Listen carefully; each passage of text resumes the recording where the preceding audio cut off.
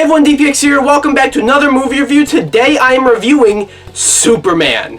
Now before we get started, you know what to do. Be sure to like the video, subscribe, and hit the bell, leave a comment, or I will drop a building on you. So this is the long-awaited reboot, James Gunn's DCU, and starts with the Superman movie. Look, about the DCEU, I liked a lot of the movies. I even liked Man of Steel. I thought Henry Cavill as Superman was a great pick, and he was a great Superman. But, yeah, it didn't work out, and it needed to be rebooted. So, this was the right move. And, I feel like Superman is, probably the most iconic, yet weirdly underappreciated and underutilized superheroes. You see, how well utilized Batman is, for example, or Spider-Man, if we want to go beyond just DC. And then Superman, doesn't really get the treatment they do, at least not within recent years. So this is the first Superman movie in over a decade, What do I think of this movie? I really enjoyed it. I think it's a great start to the DCU. Not perfect. And I'll get into that, but I was really excited for this movie. I went into this really excited. This was my most anticipated movie of the year, and I came out of it satisfied. First of all, I gotta give it up for the cast and the performances. David Cornsweet is your Superman, and he's great. And Rachel Brosnahan is Lois Lane, and they got amazing chemistry on screen, and you kind of have to if it's Lois and Clark, right? They need to have good chemistry, and they have amazing chemistry, But this interpretation of Superman, it's a little different. It's different from what we usually get. I feel like we don't normally get a fairly young Superman, but still a year 3 Superman. You watch the movie, maybe that's a bit of a spoiler, I don't know, but I'm gonna try to keep this spoiler free, but this Superman is definitely he's not as experienced, he's not perfect, he's not even invincible. They make it clear to you, Superman, he's not invincible, you saw from the trailer, the first trailer that came out, the first thing they showed was him, beaten and battered, right? And they go with that theme a lot throughout the movie, that he's not perfect, and he's inexperienced. He's a younger Superman. But at the same time, we don't get a Superman origin story because we've done that. We've gotten that a lot, It's almost like Spider-Man. We don't need another Spider-Man origin story or another Batman origin story, right?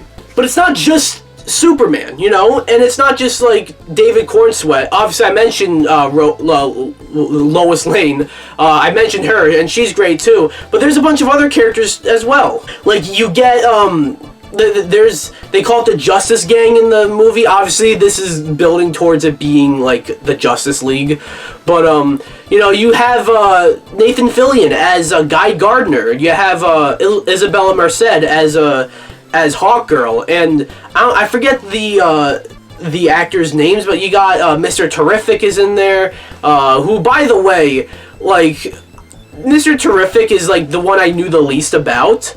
And I was, kind of, unsure what to expect from him in this movie.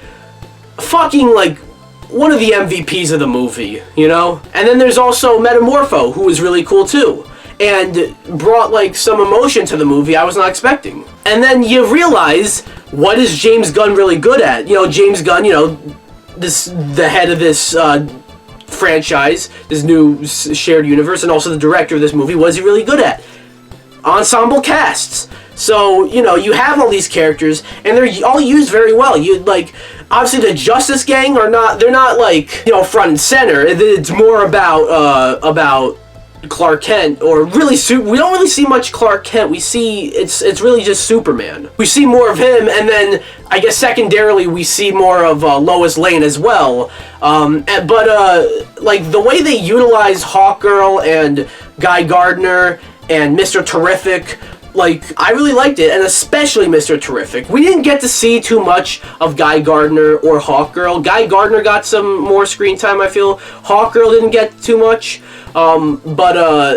like, obviously we're gonna see more of them. There's the Lantern show that's coming out, and obviously, like, we're gonna see more of Hawkgirl as well. I hope to see more of Mr. Terrific as well. And then Metamorpho, who's kind of like the odd one out, sort of.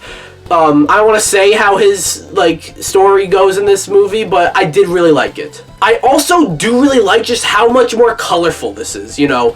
I'm not one of those people who hates Man of Steel. Of course, I said earlier, I really enjoy Man of Steel. But at the same time, like, you know, for a while, we just wouldn't get color, if that makes sense. It's, like, everything's all dark and drab, you know, and kind of miserable. So it is nice to see some color here. And the movie's funny. There's a lot of jokes in here, a lot of humor. And sometimes it does. I did watch one review that said it like this, and I do kind of agree. At times it does feel like a bit of an overcorrection from the DCEU, you know, from Snyder's, you know, stuff. But I feel like overall it was done really well. But I also really like how this is a comic booky world. Crypto the Superdog, I can't believe I didn't mention him. But originally I thought that, like, he was just a little too goofy to be in a movie like this. You know, I just didn't think that would work. I softened up on him in the trailers, sure. But seeing, like, just the type of world we're in, a character like Crypto makes sense to be in the movie. And also, it's refreshing to get the start of a new universe where superheroes and metahumans, as they're really referred to in the movie, they're established, you know. Superman has been Superman for 3 years at this point. And you also have, like, you know, the Justice Gang, as I mentioned, with Mr. Terrific and Guy Gardner and Hawkgirl. But it's just established that they exist. There's these superhumans, with superpowers and all that. And I thought that was cool. If there's anything I didn't like about the movie, I will say, Lex Luthor. Now, nothing about the performance is what I didn't like. In fact, Nicholas Hoult as Lex Luthor, it nails it, you know. And I feel like we are gonna see him again in this universe. Like, I almost think he should be like the DCU's Loki, you know, who kind of just becomes a reoccurring character, reoccurring villain, and maybe even has a redemption arc or something. I don't know if that's the direction you should take with Lex Luthor, especially this one, but, like, I feel like we should definitely see more of this character, and I think there is stuff there. But he is sort of like mustache twirling, you know? Like, they did... I don't hate what they did with him, and they did... I feel a little bad saying mustache twirling, because he's a bit more than that. Like, he's not just that kind of villain. And I don't hate what they did with him, but he is kind of two-dimensional.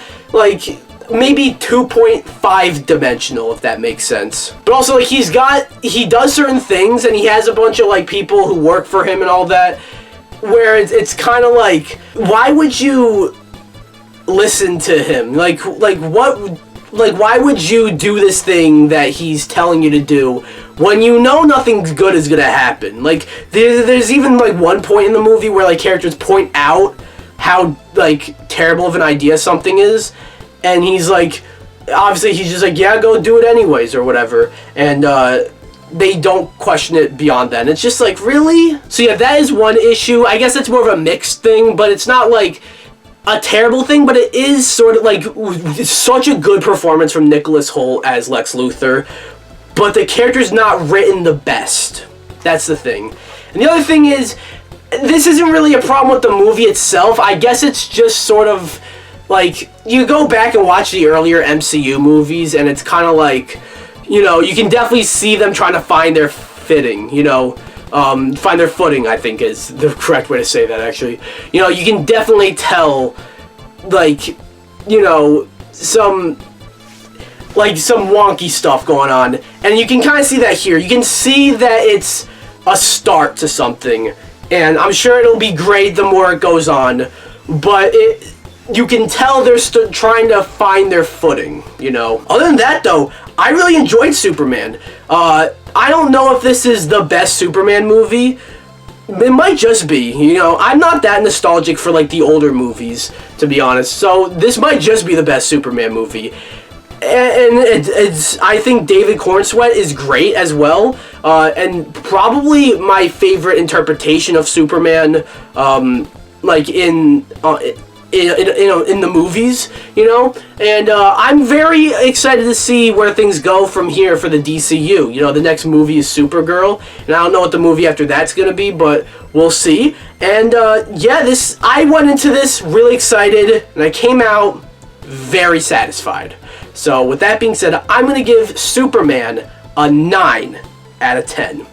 So that's my review for Superman. What do you guys think, though? You guys like the movie, not like the movie? You guys seen the movie, not seen the movie? You guys haven't seen the movie? You guys want to see it, not want to see it? Anything about the movie, let me know down below. Anyways, if you like the video, comment, subscribe, or I will drop a building on your face. Bye!